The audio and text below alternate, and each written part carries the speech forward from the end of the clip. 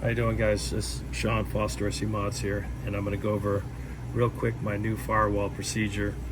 And basically, I revamped the firewall end of this install to make it easier for you guys.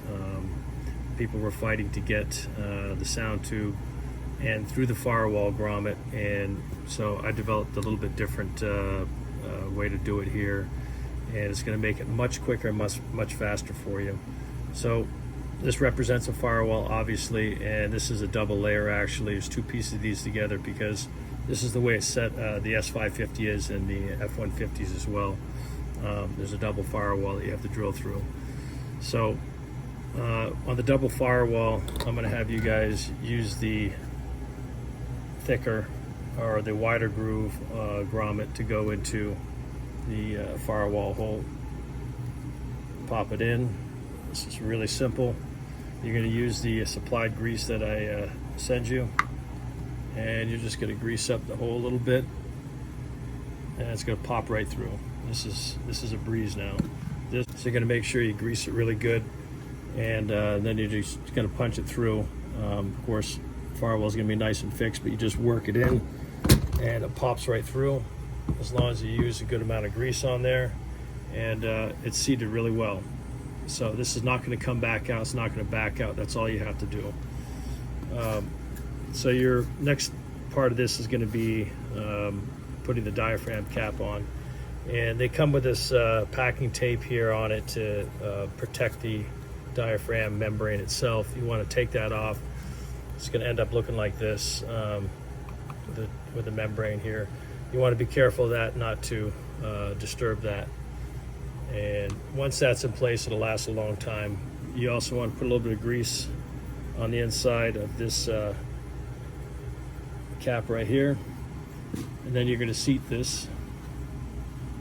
You're going to need, at this point, you're going to need somebody on the other side to hold the sound tube in place here on the side of the firewall, the engine side, because let me see if I can turn this for you.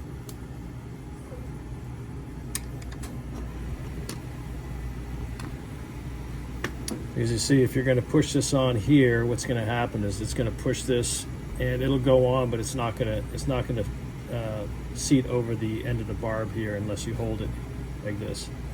So you're going to have somebody holding it, and then you're simply going to push it on. You're going to sandwich these two together like that, and that's it. That is in there nice and tight. Believe it or not, once that sets up, and this, the way it's sandwiched together here, this is not going to come off.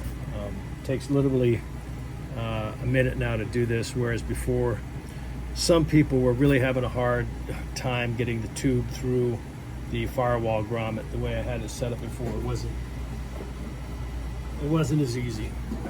You're going to use supplied zip tie, and you're going to zip tie it right at the end, right past the end of this here, right past where the hose barb lip is. That way it's not gonna come out.